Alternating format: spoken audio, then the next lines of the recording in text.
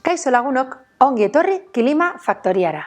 Gaurkoan, kulturbero programaren barruan sartu nahi izan dugu. Zertarako? Euskararen inguruan aritzeko.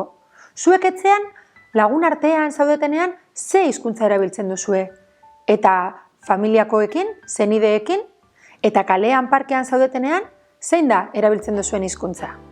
Horren guztiaren inguruan arituko gara datozen minutuetan. Eta horretarako lagun bereziak izango ditugu gure gaurko programan. Bai, ikusiko zuen zeinen ondo pasatzen dugun. Musu handi bat eta hasiko gara. Baina lehenik eta behin, goazen euskararen inguruko datu azpimarragarri batzuk ezagutzera. Eustatek argitaratutako azkeneko datuen arabera, Barakaldon 2001 urtean 10% euskalduna zen. 2016an aldiz, 25% baino gehiago. Garapen handia izan dugu azkeneko urteotan, baina zer gertatzen da etxe barruan? Etxe barruko euskara transmisioa 2001an 1%koa bakarrik zen, eta 2016an 2%. Ikusi duzue, euskararen ezagutzak Barakaldon gora egin du nabarmen azkeneko urteetan, baina erabilerak? Horren inguruan solastuko gara oraingoan, eta horretarako Alazipo Herri Musika Eskolara hurbilduko gara eta bertako umetxoei galdetuko diegu. Zuek zuen etxeetan, etxekoekin ze hizkuntzatan aritzen zarete? Kaixo! Ea zuk eskolan ze hizkuntza erabiltzen duzu? Euskeraz, baina beste batzuetan lengua, daukat lengua. Eta etxean ze hizkuntza erabiltzen duzu? Erderaz, baina batzuetan bakarrik apurtxu bat euskera. Eta zure ama edo zure aita euskera dakite? Ama iaz egon zen euskaltegian, baina aitaz daki apur bat gehiago, baina biak badakite. Oso, no? Agur! Biak, euskera eta erderaz. Zergaitik? Ama daki, baina aitez asko eta batzuetan erderaz ez dugu erabiltzen asko euskera. Eskolan euskeraz eta etxean erderaz. Jaio nintzen eta nire gurasak euskaldunak zirenez, euskaraz hitz egin dut. Etxean pizka bat erderaz eta pizka bat euskeraz. Gazteleraz eta euskeraz. Euskeraz. Eta eskolan lagunekin? Guk etxean euskeraz hitz egiten dut. Danak zarete euskaldunak? Bai. Euskaldun iztunak? Bai. Eta? Danak euskaldun zarrak edo euskaldun berriak? Nire aita txikitan esun gaztelaniaz hitz egiten zuen. Biak. Nik nire lagunekin euskeraz hitz egin dut. Biak. Ze nire aita ez daki euskeraz eta nire ama bai. Nik aita erakusten diot. Bai, erakutsi aldiogu, ez? Bai. Eta holan apurtxo hori erabili aldu ere, bai, ezta? Bai, euskeraz. Eskolan ikasten ditugu jolasetan, gimnasian egiten dugu euskera, bero jolasten ez. Zer da esaten duzuena? Gurasoek erderaz hitz egiten dut eta gero esaten digute guri euskeraz hitz egiteko. Nola?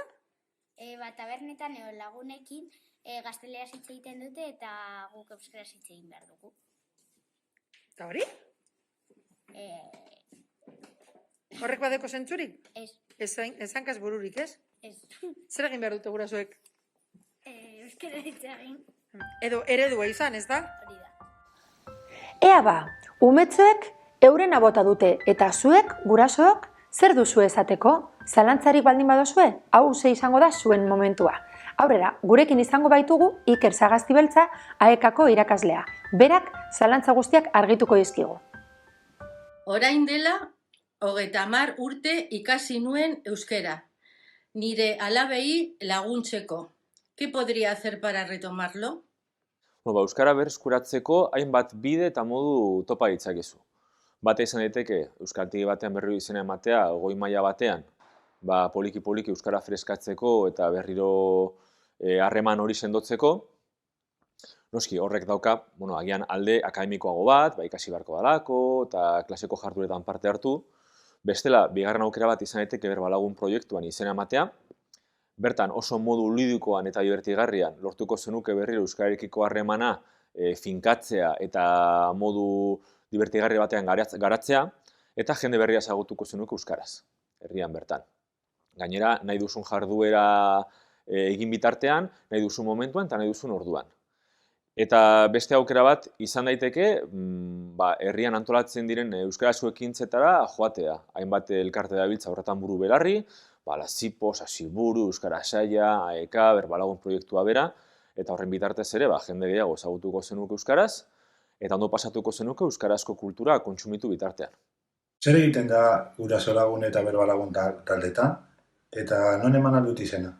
Gurasolagun taldeetan egiten duguna da euskaraz gehiagotan mintzatu nahi duten familiak elkartzea. Horretarako bi formula dauzkagu. Bata da, hilean behingo talde bat, talde horrek erabakitzen du ze ekintza egin nahi duen hilabetero, ekintza hori antolatzen dugu, irekia da noski, kanpotik ere etorri nahi duen ororentzat, baina bereziki da haiei begirako ekintza bat, haiek aukeratzen dutelako zer egin. Eta talde horrek oso ondo funtzionatzen du, hilabetero, ekintza bat daukagu, eta nahiko polito doa. Bigarren formatua izango litzateke, asteroko Gurasolagun talde bat edo bi astean behingoa.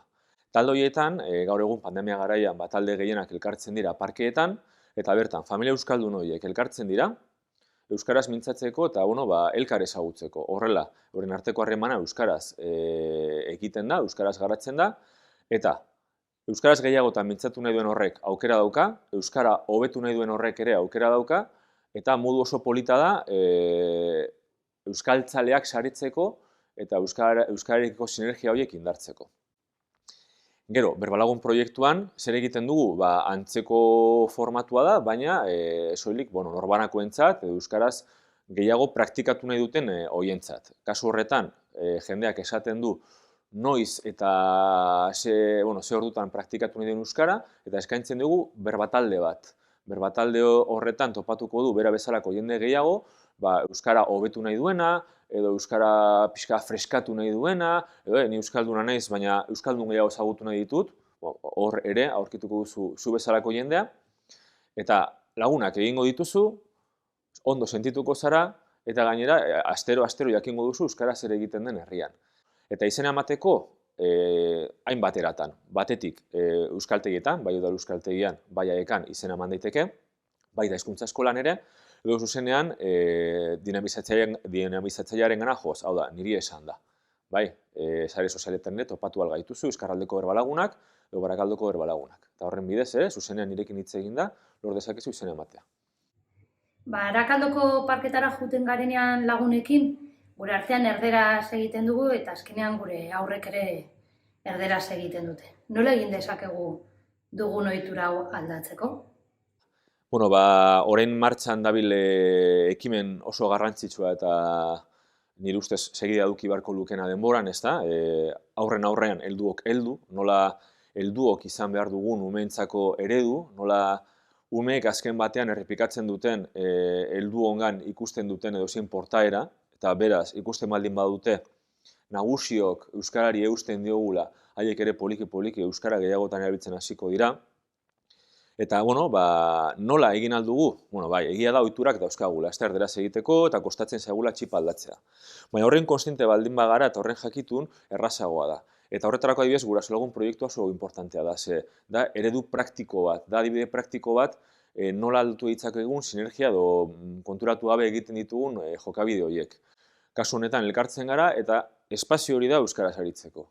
Umeek ikusiko dute gurasoek zen olako alegina egiten duten euskaraz aritzeko, batzuei kostatzen zaielako, beste batzuek ez dutelako ohiturarik, eta haiek horretaz ohartuko dira eta balioan jarriko dute, baloratuko dute, eta euskararekiko harreman positibo bat garatuko da euren baitan. Orduan, nola egin dezakegu guk hori? Tipi-tapa, poliki-poliki, konstienti izanik bidea badugula egiteko, baina kontuan hartuta gure edozein alegin baliagarria dela, txikia izan da ere. Nik ez dakit asko euskaraz, baina saiatzen naiz. Hitz egiterakoan presio handia sentitzen dut. Nola ken dezaket presio hori? Nola kendu presioa? azken finean ariketa pertsonal bat izango da, baina saiatu behar dugu beti, edozen, bizitzako edozen horretan bezala alde positiboa bilatzen saiatu behar dugu gure ikas prozesuan aurrera egiteko eta hobetzeko. Beti bilatu beharko dugu guretzat positiboa den zerbait. Kasu honetan, Barakaldon zorionez aukera asko dauzkagu euskarari modu positibo batean begiratzeko. Herrian jende mordo bat dabil euskararen alde lanean, aurran egiten norabide berean, eta modu ludiko batean euskara guregana ekartzen. Orduan, nik hortik helduko nioke euskarari. Presioak entzeko, begira, Berbalagun proiektu horretarako formula egokia izan daiteke, ezta? Sendabide ona izan daiteke pixka bat zauri txikitsu hori sendatzeko, ez? Zergatik, ezagutuko dudalako jende ona, jende berezia, jende interesgarria, presiorik gabe. Eta hor, kontua ez da nola egiten duzun berba, baizik eta berba egingo duzula. Hau da, inork ez du ebaluatuko edo epaituko ondo do txarto egiten duzun, baizik eta eskertuko dutela egiten ari zarela euskaraz. Eta horrek zugan sortuko du euskararekiko beste konexio bat, beste lotura bat, presio hori gutxitzen lagundu dezakena. Kaixo, Iker. Aurten Sasiburu elkarteak zure euskara polita da leloa argitaratu du eta honen inguruan, galdetu nahi nizun, ea lelo honek euskararen zuzentasuna alde batean eusten duen. Eta bide batez ere galdetzea, ea zuretzako zer den garrantzitsuagoa. Euskararen erabilia, ala euskararen zuzentasuna. Edo biak batera loturik elkarrekin ager daitezke. Mi esker. Agur. Oso galdera sakona da eta ertz asko dauzka. Nik hemen uste dut nabarmendu behar dela, edo azpimarratu behar dela zein den testuingurua. Nik uste dut testuinguru batzu eta zuzentasunak garrantzen dira daukala, esate baterako edabidetan, edo irakaskuntza publikoan, nik uste dut euskararen profesional horiek noski ereduen eman behar dutela, eta euskara irakasleek maila ona izan behar dutela, eta zuzentasunez hitz egin behar dutela. Gero esango nuke, gure testuinguru baldin bada parkea, baldin bada taberna bat lagun artean, hori esango nuke zuzentasunak pisua galdu behar duela, eta erabilerak gain hartu behar diola, eta gero, noski, hainbat eremutan, biak batera joan daitezke, are hobeto.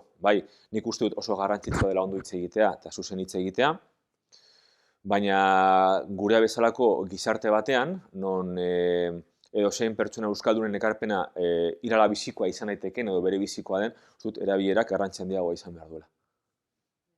Iker, aurten korrika bai edo ez? Korrika aurten, bai, egingo da, eta berez, hasierako ideia da egitea, orain arte egin dugun moduan, gero ikusiko aldaketarik egongo den. Leloa izango da hitzekin, hau da, garaia da ekintzetara pasatzeko, ekin behar diogu hitz egiteari, baina batez ere ekin behar diogu euskarari. Eta orduan, sasoia da euskararen ganako hitz politak esatetik, euskaraz, polit edo zatar egitera pasatzeko, ezta? Eta orduan hori da aurtengo korrikaren helburua, eta berriro gustuko genuke noski, Barakaldoko kaleak euskaraz betetzea, euskaltzarez betetzea, eta hemen Barakaldon sortu den sinergia polito hori euskararen inguruan, bai euskaraldiarekin, bai korrikarekin, berriro martxan jartzea, korrika kultural polit bat izateko, eta Barakaldoko eragile guztiok batera, herri honen kulturgintzari ekiteko euskaratik eta euskaraz.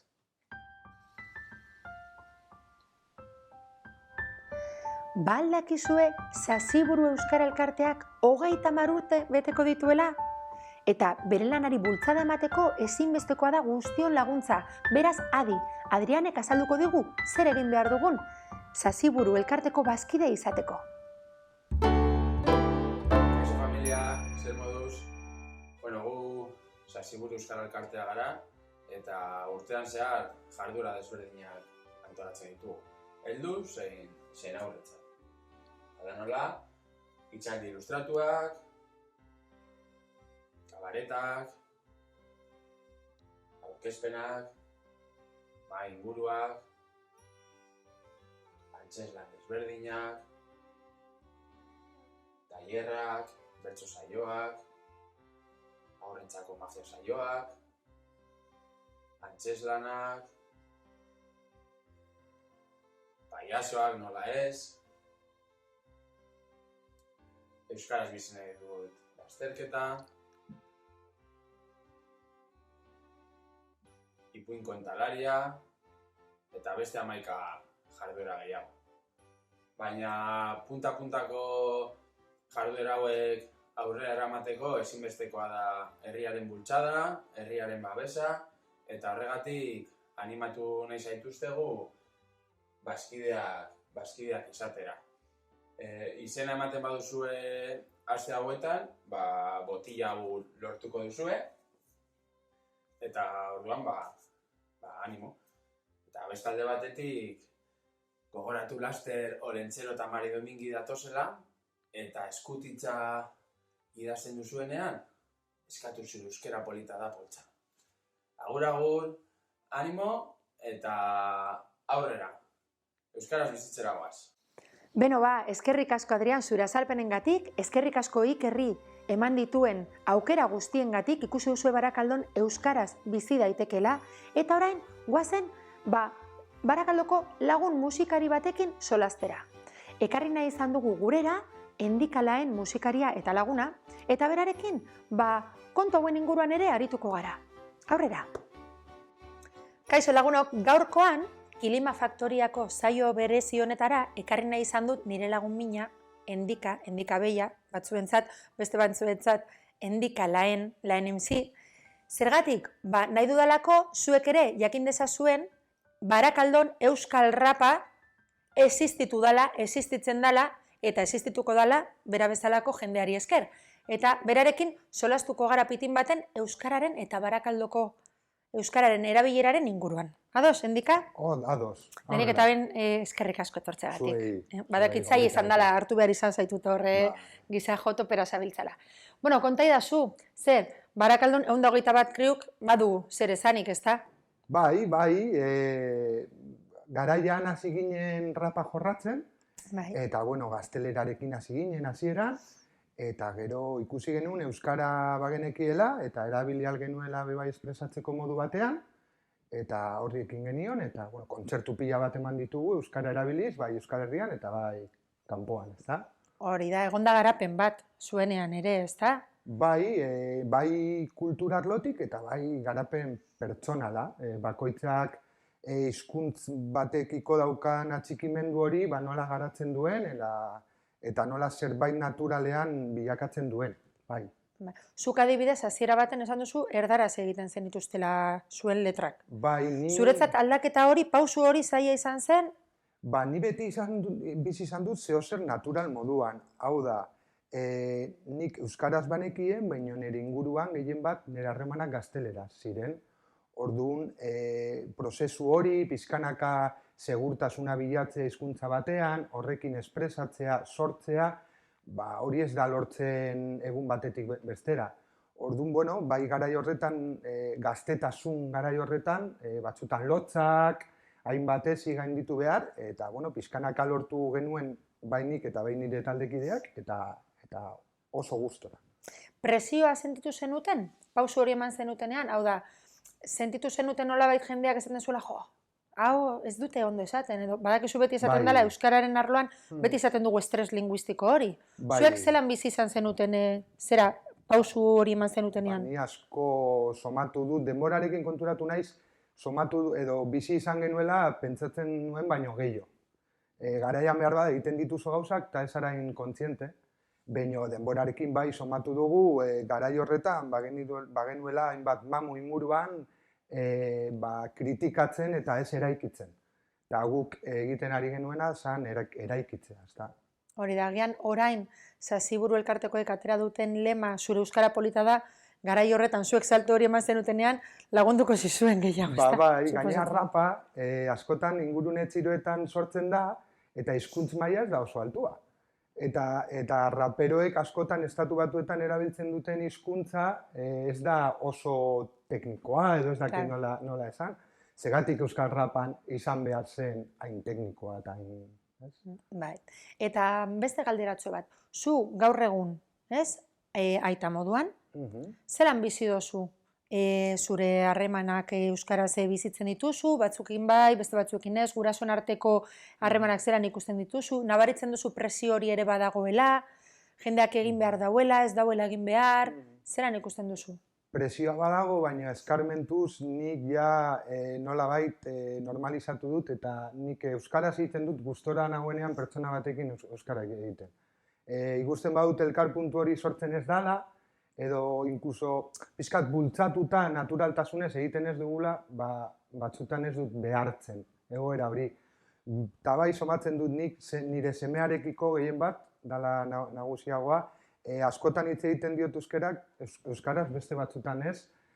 Orduan, nahi dut zeozer naturala izatea dana, ez egotea egunero pendiente edo nire buruaren gain presio hori jartzen, ez da? Azkenan barrutik atera beharreko gauza bat da, eta ez bada ateratzen, hizkuntza zeozer sentimentala da, bai, eta ezin dozu askotan hori behartu edo mutur batera eraman, ez? Zuk bilatzen baduzu zure emozioak espresatzeko leku bat euskaran pertsona batekin egin, bestela ez. Hori da, ez? Azkenan dena den jarrera positiboa izan da, horregia laguntzen du pila bat. Bai, bakarrik ez, txip hori aldatzea, esan egon norbaitek esaten badau, nik egin nahiko nuke, baina, jarrera positibo horrekin nik uste laguntzen dugula pila bat.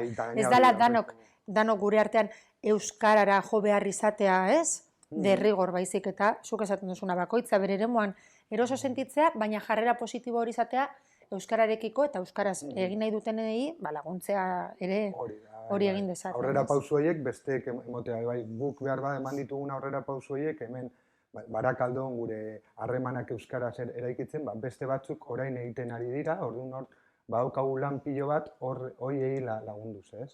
Hori da. Eta ja azkena ikaulan euskararen hildotik jarraituta, estadistikek esaten dute, badakizu azkenean D eredua gaientzen ari dela, gure aurre eta gaztetxoak gero eta euskaldunagoak direla, baina egia da kalean harremanak erdaraz ere lantzen direla, ez? Zuk, zelan ikusten duzu egoera hemendik eta urte batzutara, eskorra zara edo uste duzu olako elebitasun natural batean bizial izango dugula, eta zelan ikusten duzu zuk egoera? Euskarak badauka erronka oso handia. Bagara hizkuntz bat ez aula, baina baditugula aul puntuak, eta zaila da gaurko egoera honetan, non teknologia eta hain bogan dagoen, egotea beti modernizatzen, oso zaila da. Baina ustez elebitasun horretan eta hor, edo bakoitzak bere hizkuntzan topatzea bere lekuan eta hori gizarte moduan bultzatzea eta ez kritikatzea eta niri horretan ustez dago koska. Bernardo Atxagak esaten zuen, sortez bi hizkuntz menperatzen ditut. Azken finean, sorte bat da, ia da gaztelera daukala predominantzia puntu bat eta euskara defendatu behar dela, ez? Hori egia da, baina, sortez baditugu bi hizkuntz eta hori baizu. Eta gainera Barakaldo oso herri eleanitza dela, eta hori da, ez? Daukaguna kalean, ez da? Gure immigrazioa izan dugu, gure historia, eta hori bebai egon behar da hor. Hori da. Bale, nik uste zu bezalako jendearekin, aurrera egingo dugula. Bai, aurrekoan Sasiburuzari azuk irabazi zendun, eta zerbaitegatik izango da, lehen esan diazu beste. Nik uste dut ez. Nik ez nuela merezi, ni baino gehiago merezi dute beste batzuk, nik uste dut ez, zuk merezi zenuela, eta hainbeste urtetan egin dozulako kriston lana, bai kulturaren arloan herrian, eta baita euskararen aldeko lan horretan. Eta azkenik mesedetxo bat eskatu nahiko nizuke, Kilima Faktoriako familientzako. Rapeatuko zen iguke zeo zerolan, akapela? Bale, venga, egingo dut abesti zatitxo bat, hitz egiten duena pixkan nire bizitzaz, jaio nintzenetik, eta Barakaldoko honen inguruan, bale? Primeran? Ezin da nire kamara. Horra egingo dut? Venga, bagoaz. 8 nire historioa hasia. Bizitza berri baten bidaia abian. Polito biziz, batzutan larri, barnea eziz, gurasoen kabian. Gure herriaren aria hartuta, kaleen usainak sentimendu lotutak, haurtzaroan, lagunekin ondoan, nerabezaroan, amodio galduak. Uneek askar jes egiten dute ezin murtzen gaituzten bizipenen truke. Urteek askar jes egiten dute. Gordetzen ditugun argazkien truke. Barakaldo zikinean nintzen jaioa. Eskerrik asko, Indika. Eskerrik Asko asko gustatzen zuei. zait. Zera, bai, esan dizut beti, testu hori. Mila esker, eta hori, eta Barakaldo zikin honetan Elkartuko jarraituko gara. dugu, hori da, Bai. baita gustora asko gainera. Bai, Nik ez dut Barakaldotik aldegin nahi, ez dakizu. Ez? Baina Barakaldo zikin honetan, Bisita nola da. zoriontzu gara, gora Baraka. Gora Baraka. Bera neguri. Venga, mila esker, Indika, agur. Agur. Eskerrik asko bihotzez Indika zure musika barakaldar guztiekin partekatzeagatik. Ikusi duzue, Barakaldo zikinan bizi ginen. Gero eta politago dago gure Barakaldo, eta gero eta euskaldunagoa. Eta denon artean lortuko dugu are euskaldunagoa izatea. Nola? Bada, Ikerrek, Adrianek eta Indikak planteatu dituzten gauza guztiak praktikan jarrita. Eta orain, goazen euskaraldiarekin. Gogoratzen duzu aurreko euskaraldiak zelako arrakasta izan zuen? Gainera, gure herrian kantu propioa sortu genuen eta guzti. Ikusi nahi? Begira, begira. Lagunekin! Dendariekin! Etxekoekin! Euskaraz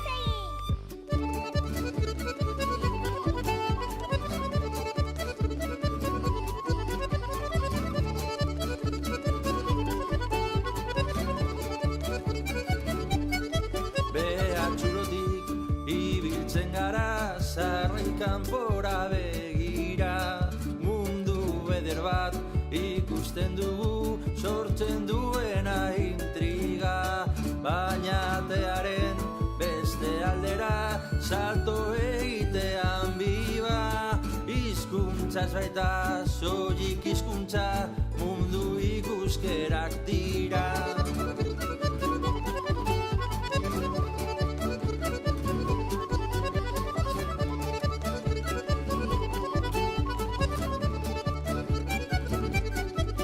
Euskaraldiak zipristinduko du kolorez Barakaldo, ahoak bizi, belarriak prest, euskara kalean dago, mingaina dantzan jarri orduko, lotza guztiak akabo, egin dezagun gehiagorekin, gehiagotan ta gehiago.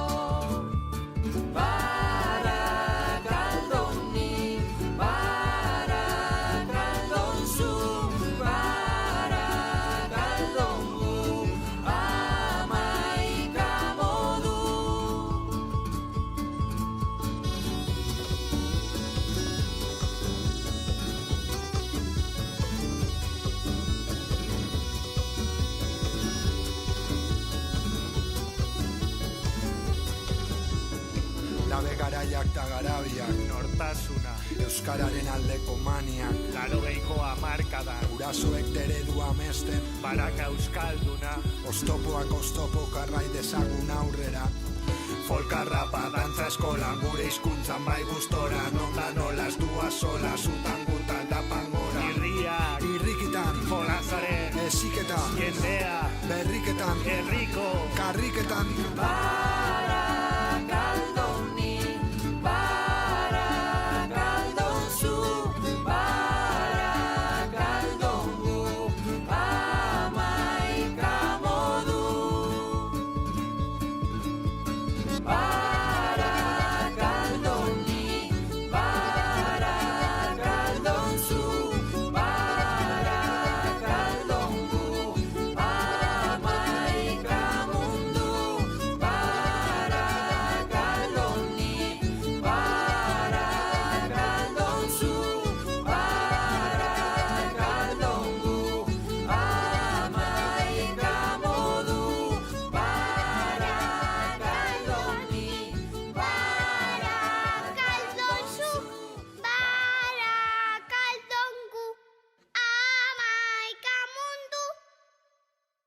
Aizue, Aurori norden baldakizue? Bai, Aurori, gure amama maitagarria. Aurreko euskaraldian, zuen auzoetatik ikusiko zenuten euskaraldia iragartzen, eta aurrengoan ere, hortik izango dugu segurazki. Berari galdetuko diogu, Aurori, zelan ikusten duzu euskara Barakaldon?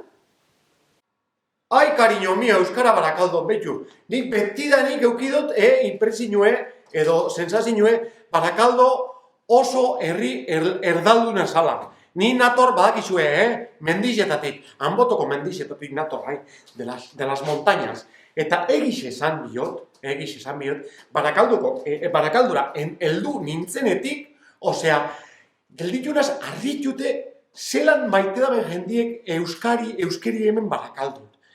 Zelan saiatzen diren, naizta gitxi jakin, zelan saiatzen diren euskari erabiltzen. Batez be ikustotez, esango zuet, batez be ikustotez ume asko gain entzutotez nik kalean euskaraz. Barra. Baina pena txumet badekot, umiek asko entzutotez, baina gurasoak ez dutez hainbeste entzuten. Gainera, guraso batzuk ikustotez esaten umiai, aber, eixo euskaraz, eta gero buelti emoten daben, eta lagunaz erderaz. Ba ez, cariños míos, consejos vendo para mí no tengo, ez? Osea, guk esaten batzau, umiai, euskaraz eiteko, eurek gupe einbiko gendun euskeraz, ez? Osea, eurek jarraituko da gure ejemplue, gure adibidie, bai? Orduen mesedez, naizta asko ez jakin, apurtxo ez jakin jebe, itz txubatzuk edo, apurtxuet erabili, dakizun apurre erabili, bai?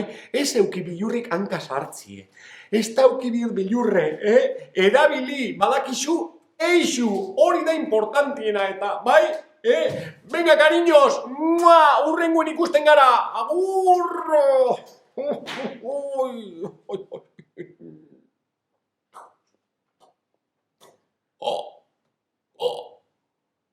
Eixu, badakizu, eixu, Beno lagunok, hause izan da guztia gaurkoz. Zuek gogoratu gaurko ikasbideak. Euskara gutxi bada ere baldin badakizue, erabili eta gozatu presiorik gabe, erabili zuen lagunekin, erabili zuen umetxoekin, eurek eskertuko dute, gogoratu, aurrean, helduok heldu. Hau izan da guztia gaurkoz, eta beste bat arte, agur!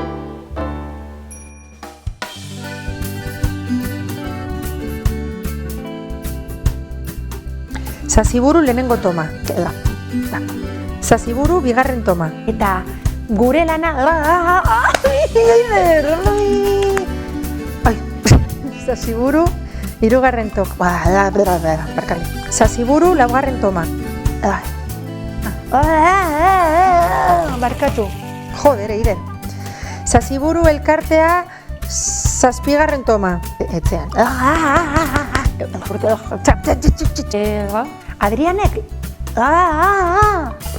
Adrianek? Zer egingo da? Adrianek? Zaziburu bosgarren toma, Zaziburu seigarren toma, Zaziburu zortzigarren toma, Zaziburu elkartea bederatzigarren toma, Zaziburu hamargarren toma, Zaziburu hamaikagarren toma.